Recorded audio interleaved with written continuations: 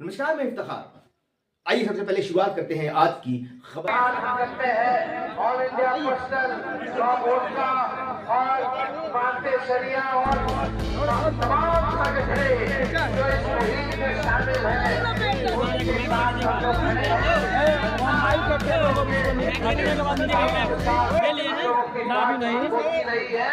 और आगे स्पीच खत्म हो जाएगा जो बिल है जो लोकतंत्र के खिलाफ है, जो निकाल के ही है ना, अभी मत जाओ कहीं। इससे हम लोग निपटने का काम करेंगे। और मुझे खुशी है और मुझे गर्व है कि लालू जी का खून मेरे अंदर है।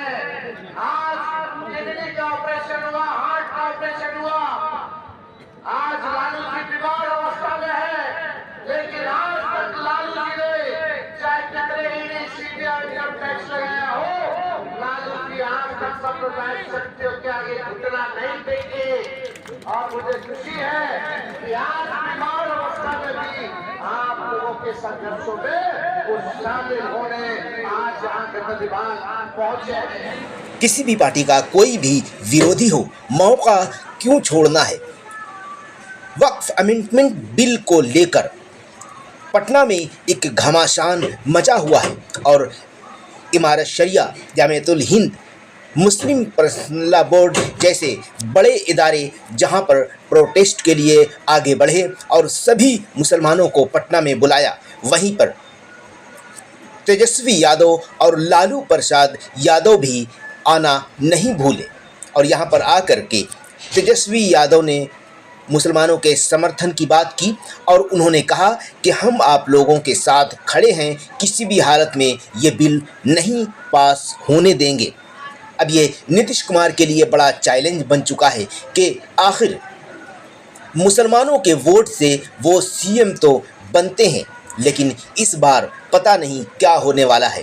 अगर नीतीश कुमार ने समर्थन दे दिया बिल में तो मुसलमानों का वोट नहीं मिलेगा। उनको उनकी मस्जिदों, मदरसों, खानकाहों और कब्रिस्तानों से महरूम है, मंजूर नहीं है। क्या हम ये पुरजोर मुतालबा करते हैं कि इस जालिमाना वक्फ बिल को फौरन वापस लिया जाए। मुसलमानों की नरेंद्र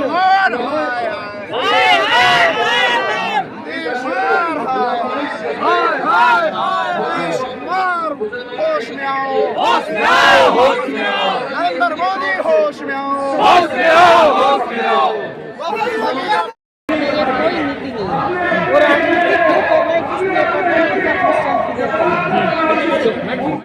पटना के गर्दनी बाग में प्रशांत किशोर भी मुस्लिम प्रोटेस्ट में शामिल हुए और यही नहीं बल्कि बौद्धिस्ट धर्म के लोग यानी बौद्ध धर्म के लोग बौद्धिस्ट भी यहाँ पर आए और इस प्रोटेस्ट का समर्थन किया और इस बिल वक्फ अमेंडमेंट बिल के खिलाफ ये खड़े हुए और इस कानून को नहीं पास होने देने की बात भी कही।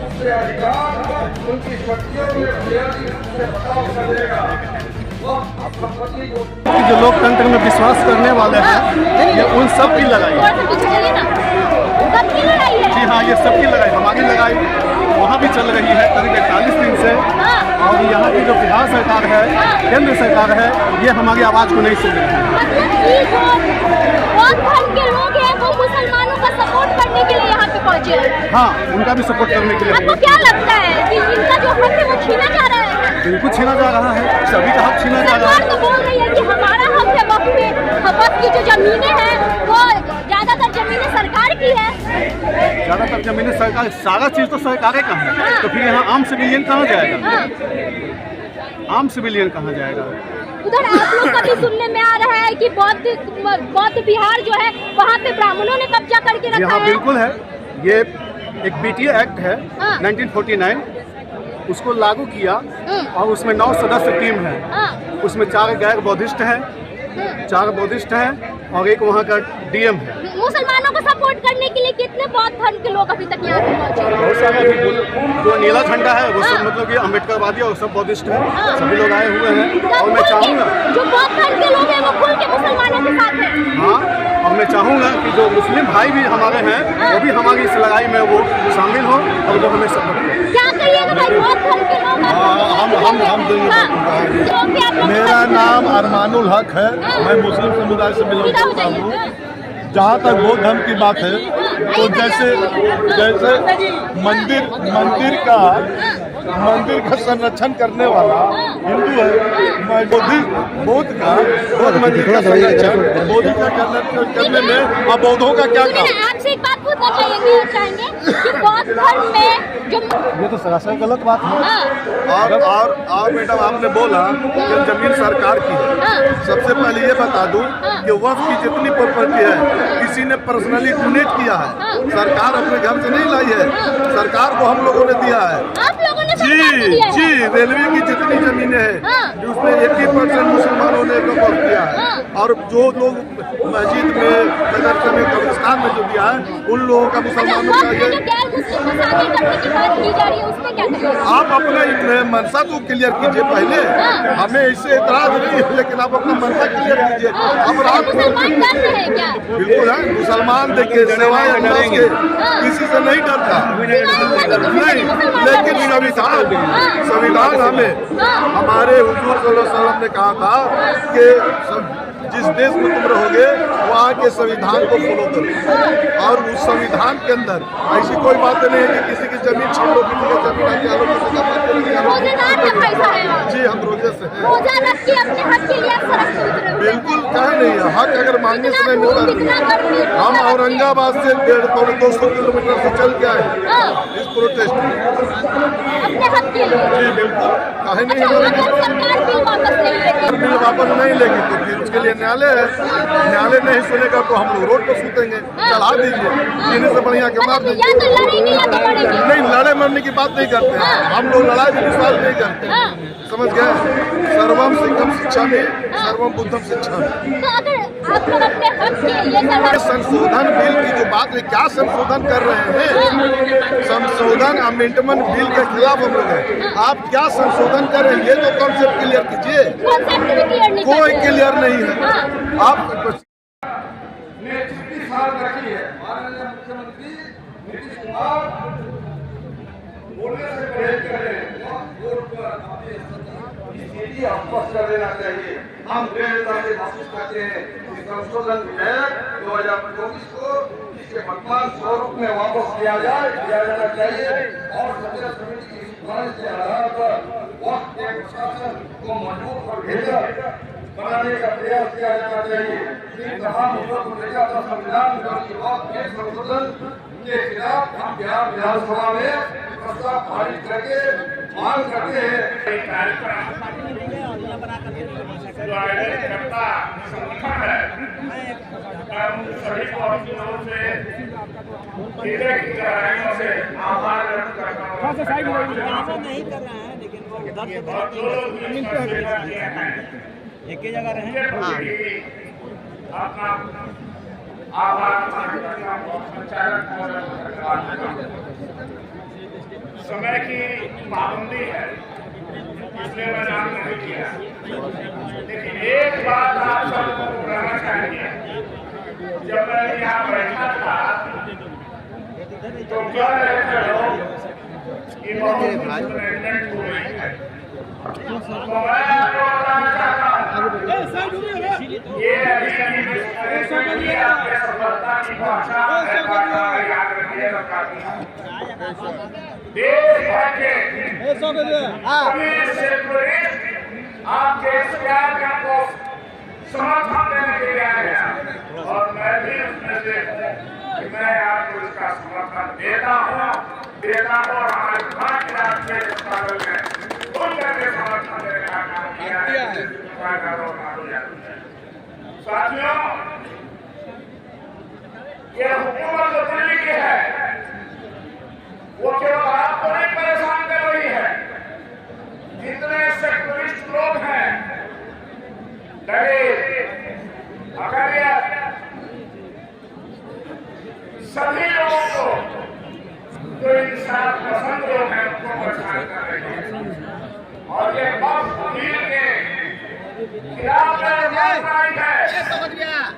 कानून याद रखिएगा, ये कानून डॉक्टर भीमराव अम्बेडकर के बनाए संविधान के खिलाफ है। इसने हमें हर इंसान और नागरिक को समानता का अधिकार दिया, समानता का अधिकार दिया है। आज़ाद समाज पार्टी के राष्ट्रीय अध्यक्ष चंद्रशेखर आज़ाद भी पटना पहुंचे और उन्होंने भी प्रोटेस्ट का समर्थन किया और इस बिल का बहिष्कार किया। और उन्होंने ये भी कहा कि पूरी भीम आर्मी हमारी आपके साथ हैं, हम खुद आपके साथ खड़े हैं और ये बिल किसी भी कीमत पर हम पास नहीं होने देंगे। इसके लिए हमें चाहे जितना भी प्रोटेस्ट करना पड़े, चाहे जिस हद तक हमें सिस्टमेटिक ढंग से लड़ाई लड़नी पड़े, हम लड़ने के लिए बिल्कुल तैयार हैं। क्या कहा चंद्रशेखर आज़ाद ने, सुनिए उनके बयान। चंद्रशेखर आज़ाद के समर्थक भी काफ़ी पटना में पहुंचे हुए थे। बहुत सारे उनके समर्थक जो भीम आर्मी के लोग हैं, उनसे मिलने के लिए, ख़ास उनके दर्शन के लिए भीम आर्मी के काफ़ी जवान वहां पर पहुंचे। क्या कहा उन्होंने, सुनिए। सर, आज पटना में वक्फ अमेंडमेंट बिल के बारे में आज प्रोटेस्ट है और आप यहां समर्थन करने आपकी पूरी भीम आर्मी यहां पर आई। भाई क्या समझाया गया तो नहीं जी, और काफ़ी लोग समर्थन में आए सर, इस पर क्या कहेंगे सर? देखिए, सरकार जो कहती है उसका उल्टा करती है। पिछले 11 साल के कार्यकाल में एनडीए की जो केंद्र की सरकार है या स्टेटों में जहाँ जहाँ उनकी सरकार है, आप ये देखो, उन्होंने जो कहा उसका उल्टा किया। अब वो कह रहे हैं कि हम वक्फ में इस संशोधन जो कर रहे हैं इसके जरिए गरीब मुसलमान को लाभ होगा। आपको क्या लगता है कि भाजपा मुसलमानों के पक्ष में है या मुसलमानों के खिलाफ? आप आम धारणा मानोगे पूरे भारत में, आप कहीं जाके किसी से पूछ लो, उनके नेताओं के, उनके कार्यकर्ताओं के, उनके लीडरों के, उनके मंत्रियों के, उनकी सरकारों के उनके बयान, उनके जो हैं कथन, उनकी करने को आप देखोगे तो आपको ऐसा लगेगा कि वो देश की लड़ाई नहीं, देश की तरक्की की लड़ाई नहीं, वो मुसलमानों को कमज़ोर करने की लड़ाई लड़ रहे हैं, उनको नुकसान का पहुंचाने की लड़ाई लड़ रहे हैं। तो ऐसे में हिस्ट्री में सब चीज़ें रिकॉर्ड होती हैं। जब 2060-70 के दशक में जाके आज हम 2025 में हैं, आने वाली पीढ़ियाँ हिस्ट्री पढ़ेगी तो जानने का प्रयास करेंगे कि जब मुसलमानों पे इतना बड़ा जुल्म हुआ तो उनके पक्ष में कौन खड़ा था, उनके विरोध में कौन खड़ा था। सिर्फ राजनीतिक महत्वाकांक्षा के लिए, सिर्फ राजनीतिक जो है कुर्सी के लिए आज यहाँ कमज़ोरों के पक्ष में ना खड़ा हो जाए, मैं इस बात से सहमत नहीं। भाई उनको आज ज़रूरत है। और आप जानते हैं, जब जब किसी कमज़ोर को ज़रूरत पड़ी हो, किसी जाति धर्म का हो, उसके चाहे वो किसानों का मामला हो, पहलवानों का मामला हो, चाहे वो एनआरसी का मामला हो या वक्फ का मामला हो, या कमज़ोर वर्गों पे, दलितों, पिछड़ों, आदिवासियों पे कहीं भी कोई जुल्म हुआ, चाहे पार्लियामेंट और सड़क हो, मैंने कभी अपने आप को उनसे अलग नहीं छोड़ा।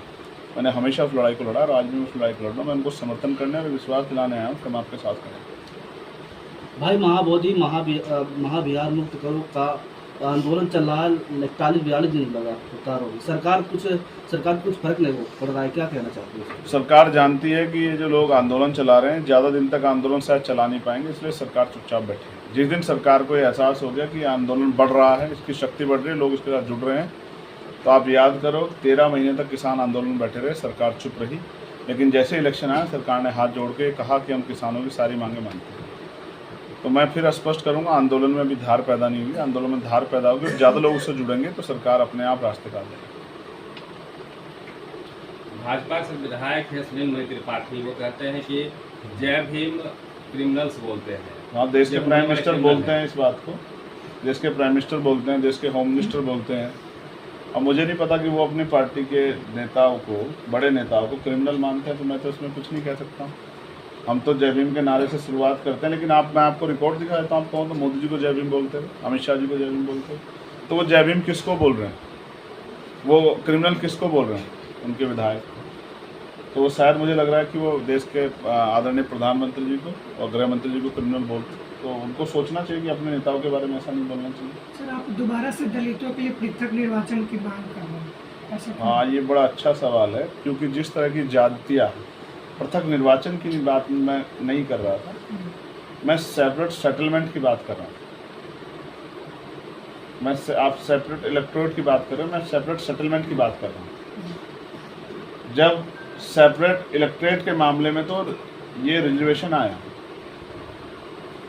जब पूना पैक्ट हुआ, मैं सेपरेट सेटलमेंट की बात कर रहा था। उसका कारण ये था कि जिस तरह की हिंसा, जातिगत हिंसा कमज़ोर वर्गों पे हो रही है, तो अगर सेपरेट सेटलमेंट होगा तो शायद इस हिंसा से हम लोगों की जान बची रहेगी। जब सुरक्षित रहेंगे तभी तो अपने अधिकारों के लिए लड़ पाएंगे। अभी तो जान पे के लाले हैं।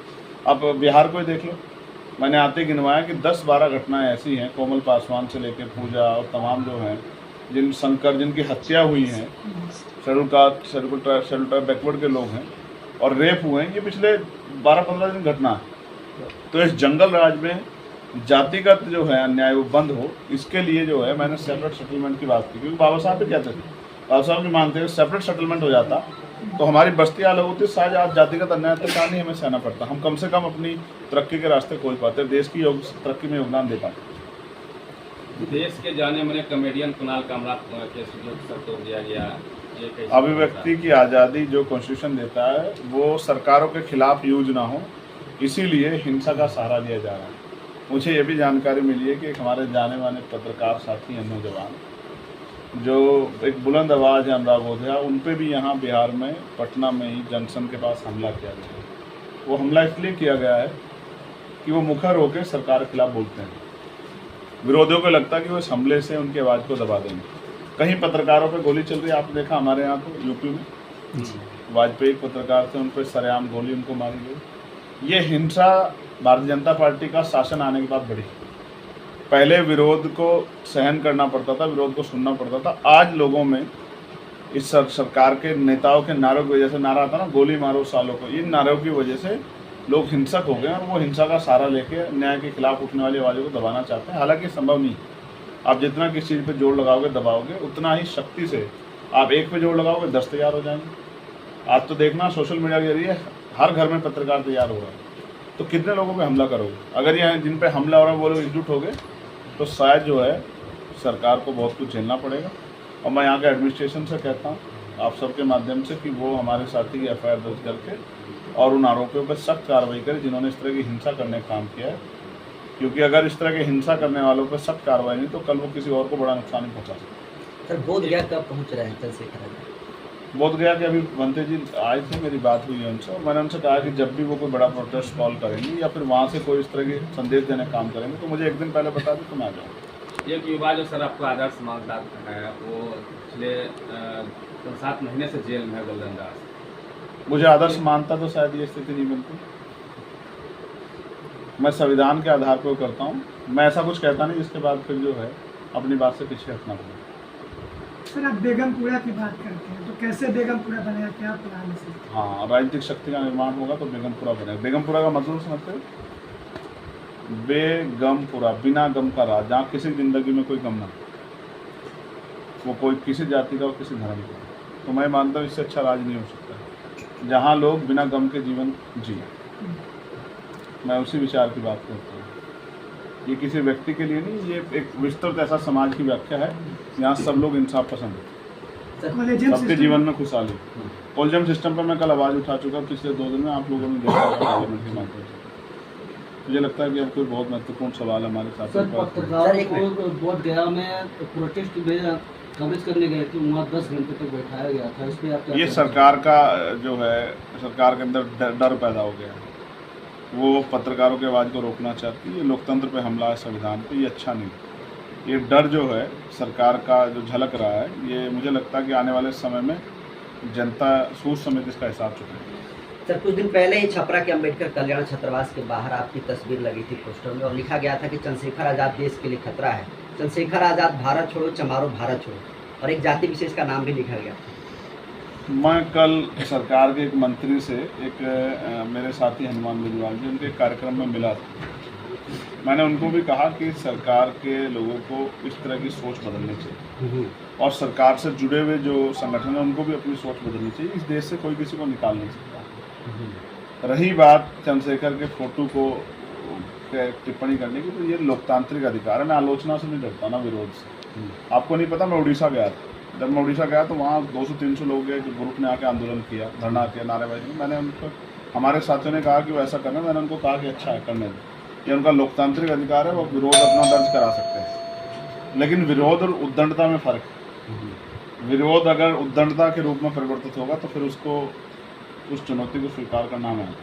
सर कुछ दिन पहले ही संसद से तस्वीरें वायरल हुई जिसमें आप चिराग पासवान के साथ देखे गए, क्या कुछ बातें हुई है, चुनाव भी है? देखो फिर मैं आपसे कहूँगा, चिराग जी या गिरिराज सिंह जी या आज नीतीश कुमार जी भी, आपको याद होगा मैं नीतीश जी से मिला था जी, तब सब लोग खुश थे कि नीतीश जी अगर इंडिया अलायंस का हिस्सा बन जाएं या इंडिया को छोड़ के भाजपा को हराने वाली टीम में शामिल हो जाएं। मैं ये प्रयास करता रहता हूँ जी, मैं सभी से कहता हूँ कि भाई वो आज के हालातों में छोड़ें। मैंने कल गिरिराज सिंह से भी कहा कि वो भी छोड़ें, इस सरकार को छोड़ के वो भी, आज ये समय है कि वो न्याय के पक्ष में खड़े।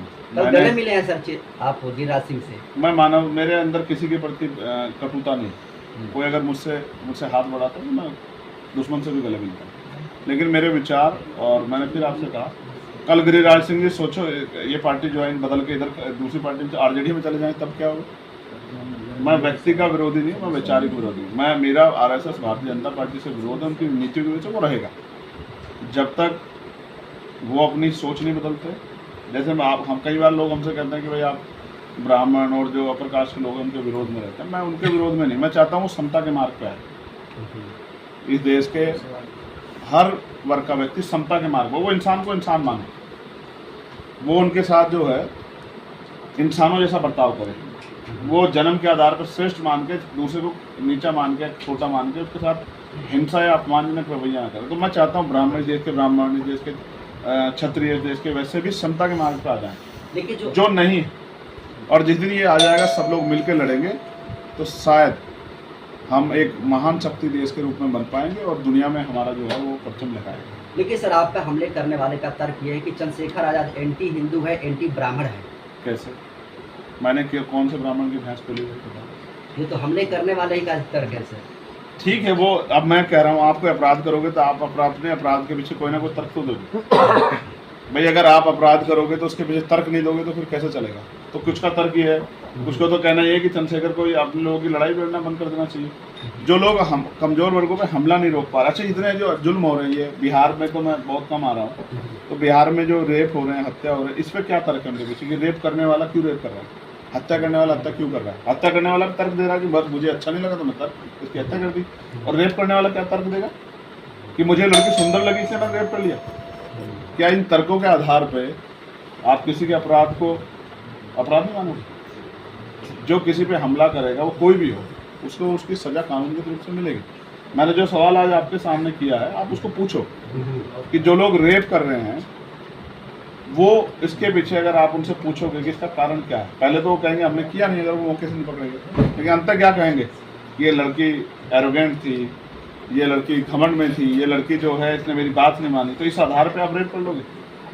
मेरा मानना है अपराध के पीछे कोई तर्क नहीं हो सकता। चंद्रशेखर मानवतावादी और मानवता का भी काम कर रहा है और मेरी किसी जाति धर्म से कोई लड़ाई नहीं। सर पटना में वैचारिक लड़ाई है, वैचारिक लड़ाई है मांझी जी, और वैचारिक लड़ाई रहेगी। आप अभी मैं उनसे भी मिला, जितने नाम मांझी से आपको पता नहीं पता है, मैं उनसे मिला और मैं आपको बता रहा हूँ, मैं उनके पास गया मिलने के लिए, बड़े हैं हमारे, और मैंने उनसे जानने का प्रयास किया क्योंकि उनके पास बड़ा अनुभव है कि आपने आंदोलन कैसे चलाया, क्या मैं आपसे कुछ सीख सकता हूँ? 1 घंटा में उनके पास बैठा। बिहार में दलितों को भगाया जा रहा है, भूमिहीनों को, इसके लिए आंदोलन। अब वो यहाँ पावर में होकर नहीं कर रोक पा रहे हैं तो मैं क्या कर सकता हूँ? यहाँ चिराग जी पावर में है, यहाँ मांझी जी पावर में है, और वो फिर भी नहीं रोक पा रहे तो मैं क्या करूँ? अगर मैं उनकी जगह होता और अपने लोगों की रक्षा नहीं कर पाता तो लात मार देता कुर्सी पे।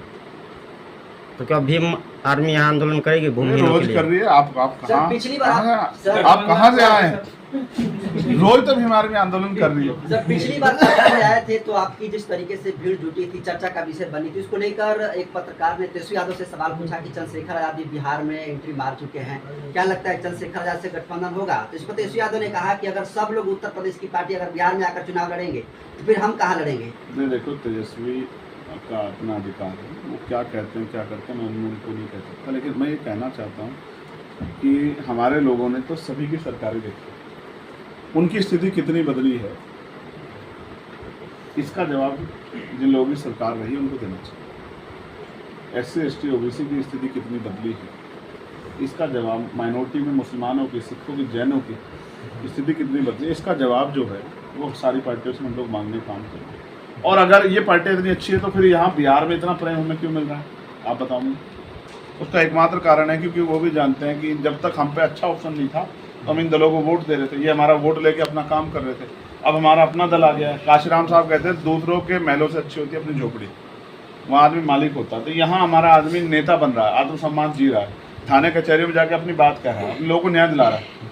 इतने जुल्म हुए, कौन से में गए यहाँ के नेता जिन्होंने जाकर किसी गरीब की लाश को उठा, किसी बच्ची को। मैं आपको मामले गिनाऊंगी, मैं आपको मामले गिनाता हूँ पिछले 20 दिन के। आप मुझे बताना इनमें से यहाँ के जो नेता जिनका आप जिक्र कर रहे हैं, हालांकि मेरा उनका कोई व्यक्तिगत विरोध नहीं है, मगर मुझे आप बताना कि उनमें से किन मामलों में जाके उन्होंने इन परिवारों को न्याय दिलाने का काम करा। मैं बता रहा हूँ, कोमल पासवान, रचना पासवान, पूजा कुमारी, राजकुमार पासवान, रितेश रविदास, अमन रविदास, अंकित कुमार, ललन यादव, रंजीत पासवान, इनमें से 20 दिन की घटना है। बताओ कितनों के यहाँ पे जाके यहाँ के नेताओं ने जाके उनके आंसू पूछने का काम किया, या जिनको न्याय नहीं मिला उनके लिए धरना देने का काम किया। अभी कोमल पासवान के लिए हमारे लोगों ने धरना दिया, तब जाके आरोपी गिरफ्तार हुए। तो आप कहना, आप क्या जानना चाहते हैं? आपको नहीं पता है कि हमारे लोगों को अपनी लड़ाई खुद ही लड़नी पड़ेगी, हर कमजोर को अपनी लड़ाई खुद ही लड़नी पड़ेगी। और मैं यहाँ क्यों आया आपको पता है?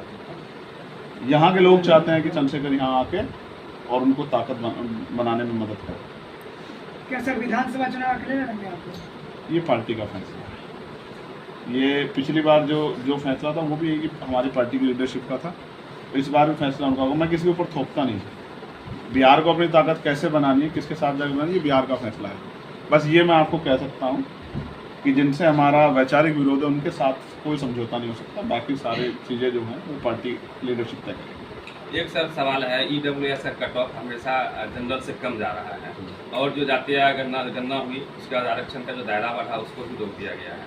OBC समाज के साथ बड़ी जैसे समस्या आ गई। OBC समाज तो भोला भाला समाज है, वरना आप बताओ जिनकी आबादी 52% थी वो 27% आरक्षण पे क्यों जो है सहमत हुई? अब सोचो ना।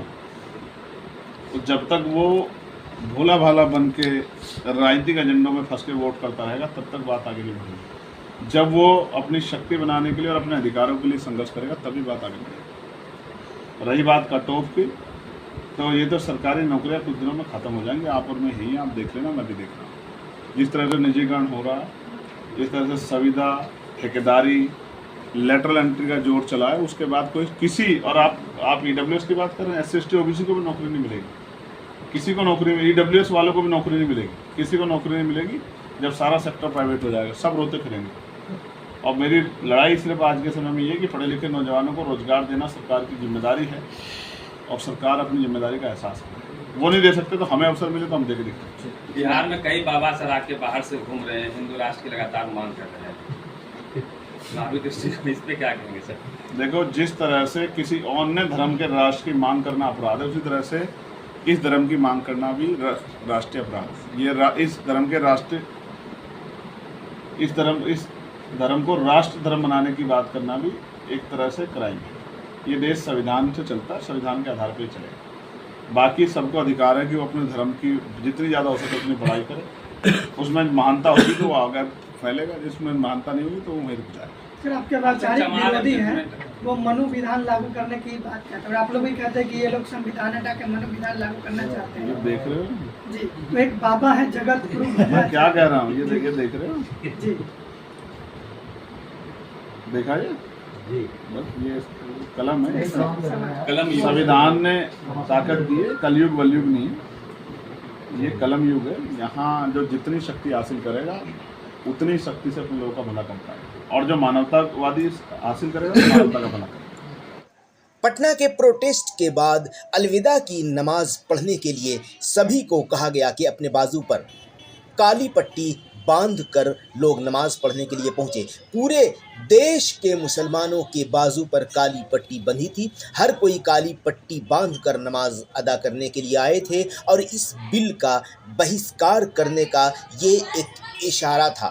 औरंगाबाद के नावाडी में, पठान टोली में, जामा मस्जिद में यानी हर एक मस्जिदों में लोग काली पट्टी बांधकर नमाज पढ़ने के लिए आए और जामा मस्जिद का ये नज़ारा है। और जामा मस्जिद के शाहिद अनवर जो पेश इमाम है यहाँ के, उन्होंने क्या कहा सुनिए। और आप सिर्फ मुसलमानों का हक है, हम किसी मामले में, किसी दूसरे धर्म के मामले में मुसलमान नहीं पढ़ता है, लिहाजा हमारे भी मजहबी मामले में कोई नहीं पढ़े। और दस्तूर हिंद ने जो हमें हक दिया है उस हक को हमसे छीना नहीं जाए। और हमें जो कानून, हमें जो दस्तूर हिंद में हक मिला है, जैसे नमाज का, रोज़े का, हज का, ज़कात का, तलाक़ का, निकाह का, उसी तरह औक़ाफ़ का मिला है। और औक़ाफ़ का कानून हमारी शरीयत में मुकम्मल तौर पर मौजूद है और उसका तहफ़्फ़ुज़ हो रहा है। उसके तहफ़्फ़ुज़ के लिए सरकार इंतज़ाम करे, न कि छीनने का इंतज़ाम करे। लिहाजा आज जो बिल ला रही है सरकार, उससे हमारा हक औक़ाफ़ हमारा छीना जाएगी और हमारा हक ख़त्म हो जाएगा। हुकूमत को चाहिए कि उसके तहफ़्फ़ुज़ का इंतज़ाम करे, न कि उसको छीन ले हमसे। ये औरंगाबाद के पठान टोली के मस्जिद का नज़ारा जो आप देख रहे हैं, काली पट्टी बंधी है। दिल पे जो मुजाहरा हो रहा है, ये आज ऑल मुस्लिम personal all India Muslim personal board का ये था कि जुम्मा के नमाज में काली पट्टी बांध के एहतमाम करना है। और ये हम लोगों का समझिए कि पूरे हिंदुस्तान में मुसलमानों का ये मुजाहरा हो रहा है और हम सभी मुसलमान जो है इस तरह का मुजाहरा करते रहेंगे जब तक हमारी मांगे पूरी नहीं होगी। हम ये जो काला कानून जो है इसको हम ख़त्म करने के लिए काला पट्टी का जो है से लगा के हम जुम्मा के नमाज के लिए अलविदा की नमाज में ये all India Muslim personal board की तरफ से अनाउंसमेंट हुआ था। मैं उसके लिए जो है से सारे लोगों को ये इतला कर देना चाहता हूँ और आगे भी मुजाहरा जारी रहेगा। तरह तरह चंद तरह के मुजाहरा जो है से जारी रहेंगे।